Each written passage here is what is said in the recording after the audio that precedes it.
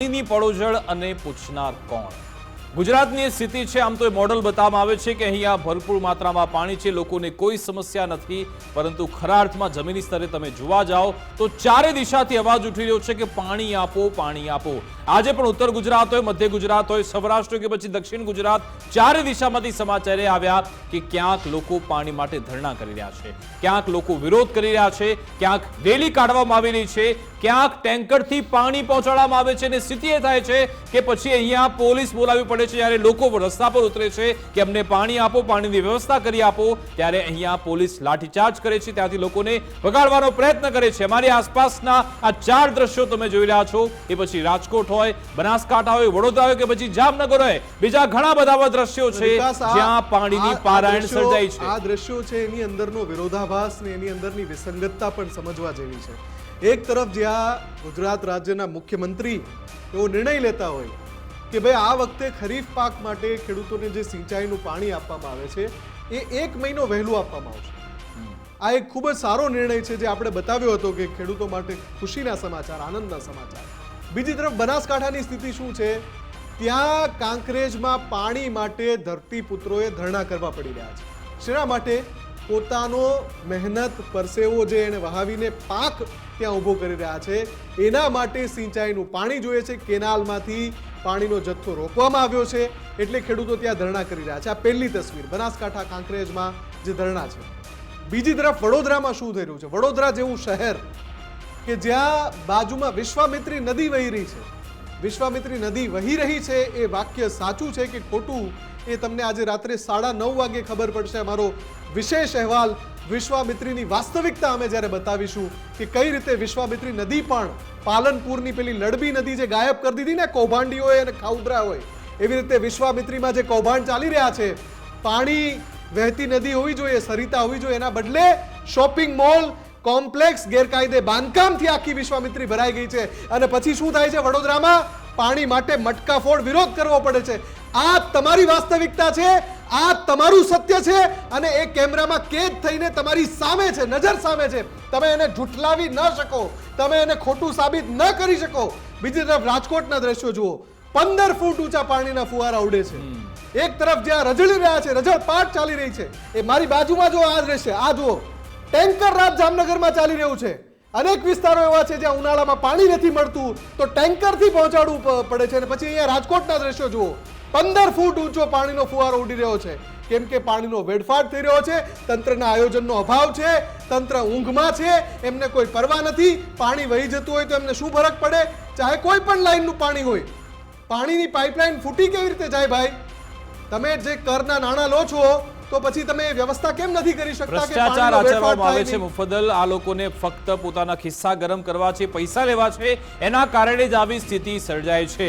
જ્યારે પણ ઉનાળાનો સમય આવે છે ત્યારે આપણે જોઈ રહ્યા છીએ બનાસકાંઠાથી જે દ્રશ્યો સામે આવ્યા કે જ્યાં કેનાલો ખાલીખમ છે. ખેડૂતોની સ્થિતિ એવી છે કે ખેડૂતોએ ત્યાં પછી ધરણા કરવા પડે છે. 2 દિવસ પહેલા આપણે જોયું હતું કે ખાલી કેનાલમાં ખેડૂતો ઉતરી ગયા અને પછી તેમણે યજ્ઞ કર્યો કે અહીંયાના તંત્રને થોડી બુદ્ધિ સૂજે, એ લોકોને અક્કલ આવે ને પછી પાણી છોડવામાં આવે. અહીંયા તમે જો કે આ તો લોકોનો હક છે, સીધે સીધો અધિકાર છે અને એના માટે પણ લોકોએ ધરણા કરવા પડે છે, અહીંયા આવેદનપત્ર આપવા પડે છે અને છતાં પણ આ લોકોના કાન સુધી એ અવાજ પહોંચતો નથી. જ્યારે પણ ચૂંટણી આવે છે આ બધા લોકો નમી નમીને કહે છે અમને વોટ આપો, 5 વર્ષ તમને કોઈ સમસ્યા નહીં આવે, તમારી પડખે ઉભા રહીશું. અત્યારે પડખે ઉભા રહેવાનો સમય છે. એ વિપક્ષના નેતા હોય કે પછી અહીંયા સત્તા પક્ષના નેતા, એક પણ નેતા અહીંયા દેખા દેતા નથી અને આજની સ્થિતિમાં ખેડૂતોને અહીંયા મૂકી દેવામાં આવ્યા છે. અહીંયા તમે વિચાર કરો કે લોકો અહીંયા આંદોલન કરવા પડે છે, ચીમકી આપવી પડે છે કે જો પાણી નહીં છોડો તો અમે આંદોલન કરીશું, અમે ભલે ખેતી નહીં કરીએ પરંતુ પાણી માટે અમારે સ્થિતિ સર્જવી પડશે, અમારે આંદોલન કરવું પડશે. ભલે અમારા જે ઘરના લોકો, જે પરિવારના લોકો છે એ ઘરે એકલા રહેશે, અમે રસ્તા પર આ કાળઝાળ ગરમીમાં અમે આંદોલન કરીશું. આવી પરિસ્થિતિ ગુજરાતમાં સર્જાયેલી છે અને પરિસ્થિતિ અને દ્રશ્યો બદલાય એ પણ જરૂરી છે. બનાસકાંઠાથી આખરે ખેડૂતોએ શું અવાજ ઉઠાવ્યો એ સાંભળી લઈએ.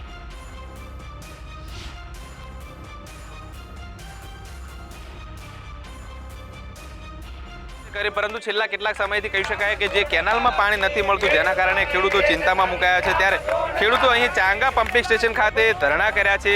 ખેડૂતોએ અગાઉ પણ કહી શકાય કે પ્રાંત અધિકારીને આવેદનપત્ર પાઠવીને રજૂઆત કરી હતી. ખેડૂતોની માંગણી હતી કે હજુ 15 દિવસ પાણી આપવામાં આવે, પરંતુ સરકાર દ્વારા તેમની કોઈ વાત સાંભળવામાં ના આવી. તેથી ખેડૂતો આજે જે ચાંગા પમ્પિંગ સ્ટેશન છે ત્યાં આગળ ધરણા પર બેઠા છે.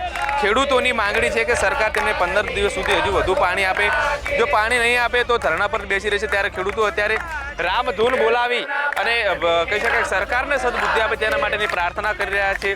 કહી શકાય કે લાખણી, દિયોદર, કાંકરેજ વિસ્તારના તમામ ખેડૂતો છે અને ખેડૂતો છે તે અહીંયા આગળ માંગણી કરી રહ્યા છે કે સરકાર દ્વારા પાણી છોડવામાં આવે, અને પાણી છોડવામાં નહીં આવે તો તેમનું જે મોંઘા ભાવના ખાતર અને બિયારણ લાવીને જે ખેતી કરી છે તે ખેતી તમામ જે બળી જશે, તેથી તેમને ખૂબ મોટું નુકસાન થશે. તે તો અત્યારે તો જગતના તાતની સ્થિતિ છે કે એમનો પાક બળી જશે. માય બાપ અમને પાણી આપ્યું તો એ માટે એમણે રામધૂનની શરૂઆત કરી. હવે વાત કરીશું વડોદરાની. વડોદરામાં પણ સ્થિતિ એવી છે કે મહિલાઓ આજે રણચંડી બનવું પડ્યું. માટલા ફોડીને પ્રતિકાત્મક વિરોધ કર્યો કે આ માટલા મારા શું કામના, કારણ કે પાણી તો છે જ નહીં. એ માટે આપણે આજે રસ્તા પર ઉતરવું પડ્યું હતું. અને પછી સ્થિતિ એ સર્જાઈ કે પોલીસની ટીમ તુરંત અહીંયા આવી પહોંચી.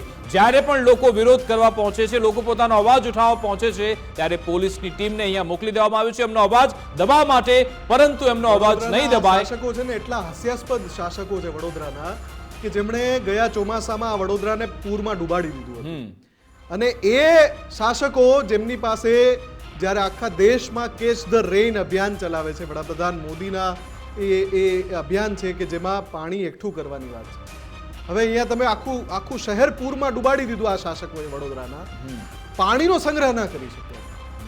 વડોદરાને પાણી આખું ઉનાળું મળી રહે એ વ્યવસ્થા ન કરી શક્યા. અને એનો બોલતો પુરાવો આ લોકોનો રોષ છે. તમે જો પાણી પૂરું પાડી શક્યા હોત તો આમણે માટલા ફોડ વિરોધ કરવો જ ના પડે ને પોલીસને આવવું જ ના પડે અને આ રીતની ઘર્ષણની સ્થિતિ સર્જાત જ નહીં. લોકોનો આક્રોશ રસ્તા પર ઉતરત જ નહીં. પણ આ વડોદરાના જે શાસકો છે એટલા હાસ્યાસ્પદ છે કે એમને કોઈ રીતની વ્યવસ્થા નથી કરવી. પાણી રોકી પણ નથી શકતા અતિવૃષ્ટિમાં, અને જ્યારે જરૂર હોય ત્યારે પાણી આપી પણ નથી શકતા. બંને સમજવાની જરૂર છે, કારણ કે આ સત્તાધીશો કેવું તાગડધીના કરી રહ્યા છે તમારી ઉપર. જ્યારે અમને વોટની જરૂરિયાત હતી ત્યારે તમારી પાસે હસતા મુખે આવતા હતા, તમને લાલચ આપતા હતા. લાલચમાં તમે આવી ગયા અને તમને આ સ્થિતિમાં મૂકી દેવામાં આવે છે. તો તમારી સામે અત્યારે કોઈ જુનાળ નથી. આજે વડોદરામાં કેવો આક્રોશ જોવા મળ્યો મહિલાઓનો એ પણ સાંભળી. સદન ઇલેક્શન વોર્ડ 2 સમા સ્પોર્ટ્સ કોમ્પ્લેક્સ પાસે આવેલી આ મહાકાળી સોસાયટી, આમ્રપાલી સોસાયટી, સચ્ચિદાનંદનગર, રાધાનગરમાં ઘણા વર્ષોથી પાણીના પ્રશ્ન છે.